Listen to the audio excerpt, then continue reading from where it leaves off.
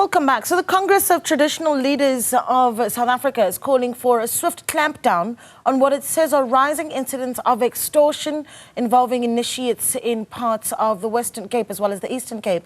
The alleged extortionists are reportedly kidnapping children and demanding money from them or their parents for their release. But to tell us more now, we are joined by Contralesa's Secretary General, Mr. Zolani Mkiva. Mr. Mkiva, good evening to you. Thank you so much for joining us. You know, it's interesting that this call is being made, but I wonder if you think that this is a new phenomenon or something that has actually been a problem for a number of years in the country. No, thank you for having us, Naledi. Look, this is a new variation or a mutation, if I may put it that way. We have always had what is called the bogus initiation schools, but the intent and the modus operandi is almost the same as it is now with extortion. So the extortionists have found a new mechanism of trying to get money and make a quick buck by terrorizing and traumatizing the parents of the initiates, but also doing the same to the initiates, because in order for them to have access to the parents, they have to first go to the initiation schools and go and demand the details of the parents, including address, phone numbers, and names, and other particulars. So it's a new variation. It's disgusting, and we're also taken aback by it, because it is a continuation of the undermining of one of the most critical and strategic rituals of us as Africans. And it's very strange that these guys are behaving like stray dogs, actually, with twisted minds, romanticizing money at all cost.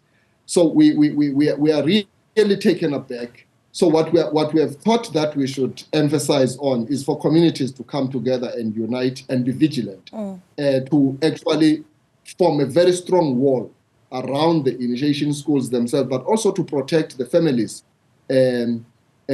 particularly the parents who had enrolled their children to the initiation schools. You know, I'm keen to hear the sort of complaints that you've received as Contralesa, and, you know, I suppose what I'm asking for is how some of these activities play themselves out, how the children are then taken, and at what point the calls for money are then made. I mean, just some of the incidents that you have seen and observed yourself.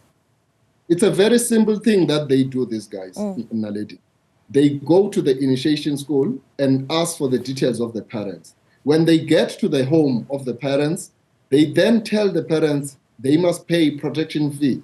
The failure to pay, they threaten to kill the children or harm the children in the initiation school. And then the parents are also taken aback and are surprised and traumatized by that. And they don't know what to do. And they are even threatened that should you go and report this to the police, we will also kill you.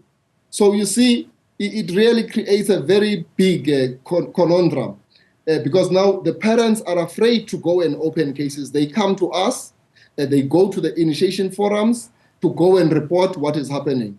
The leadership of the initiation forum in the Western Cape has called us and told us, and the best thing that we can do is to say communities must come together and work together with the law enforcement agencies, because communities alone will not be able to arrest the problem. But at the same time, the law enforcement agencies alone also will not do. So a partnership and a strategic cooperation between communities and police will make us to actually arrest the problem.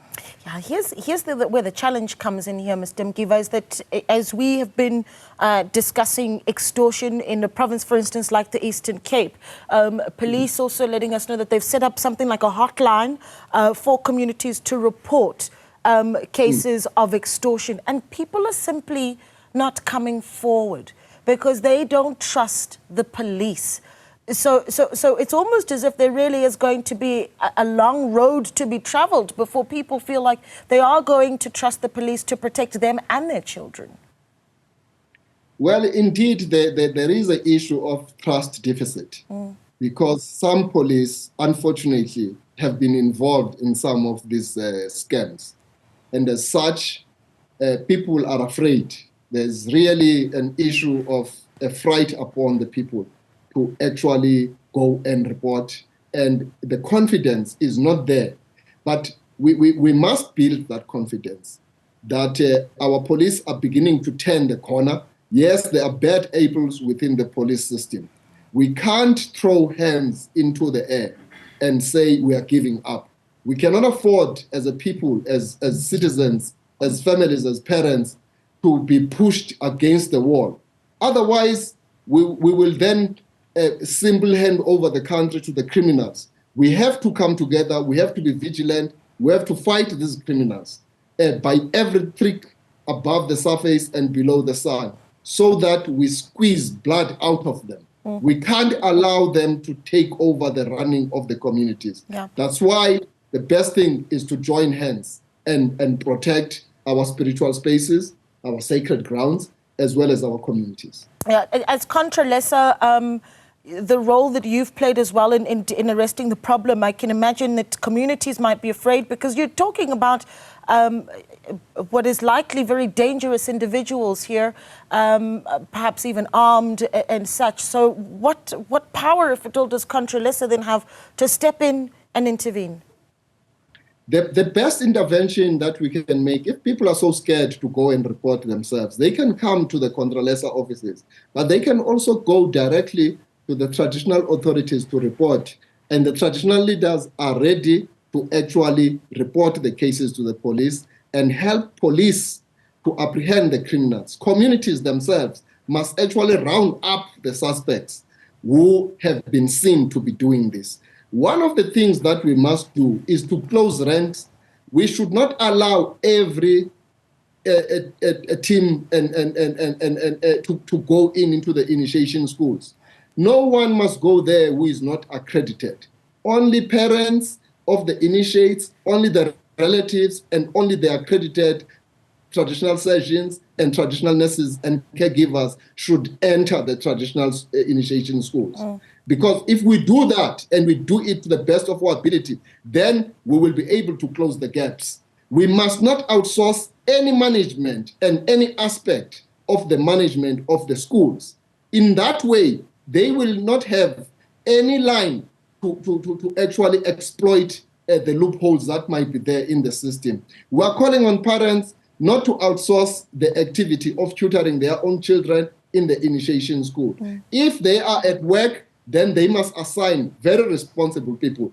But we are saying, as the institution of traditional leadership, we will not lower our laurels. We will actually put our hands on the deck, working closely with our communities together with the state institutions to curb and rebut this thing from happening. Yeah. That's the only way we can do it. Yeah, you know, I'm thinking about how in many of the communities that are impacted, we're talking about families that really don't have much, Mr. Mkiva. So where an extortionist comes and says, well, we've got your son and you're not going to get him back until you pay a certain amount. I'm curious as to the sort of amounts that then are being requested or demanded. I think demanded is the better word. Look, this is a gross violation against poor families, as you say. And some of these families are female-headed families. But the best weapon for any community is to embrace the spirit of communalism, the spirit of collective action. Solidarity in action, solidarity forever. In that way, they are unable to isolate any family, whether that family is poor or middle class. When the community come together as a unit, then these criminals have no space to brutalize and traumatize our people. This is the advice that we're giving to our people, and it is based on the indigenous knowledge system. Let's just go back to the basic and do what we have always done as a people. Yes, they are armed and dangerous. If it needs be, let us arm ourselves as well in defense of our families, because there is no way that we are going to fight people carrying guns whilst we are carrying spears.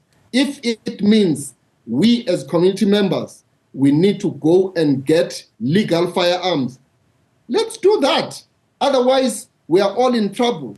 The criminals are going to brutalize our society, and at the end of the day, they will be in charge. We can't afford to have a lawless society. Yeah, I'm just concerned there that might very well sound like an incitement to violence where the situation already is quite violent. But let's talk about who needs to step it up at this point so that there is a solution. Who's dropping the ball in these communities and who needs to step it up? Your recommendations, I think. Well, we are not saying that people must take law into their own hands, but people must be in charge of their communities together with their leadership, right? So we can't be pointing fingers now to saying that so-and-so is not doing what it's supposed to do. Clearly, the criminals, whether motivated by issues of high unemployment and high poverty rates, they have decided to actually employ impunity in brutalizing our communities. So unless we come together and we work together with the relevant departments to protect families, to protect communities, but there's no other way. We have, if it means that we must also work with private security companies, let's do that. But our view as Contralesa is that on the issue of initiation, I think time has come for us to formalize it, to institutionalize it, so that we can budget for it. And that budget must also cost the issue of safety and security. Because as traditional authorities, we don't have the budget to actually employ security. What we do is to execute our mandate in line with the custodianship, which is embedded on the rites of passage from boyhood to manhood. Yeah.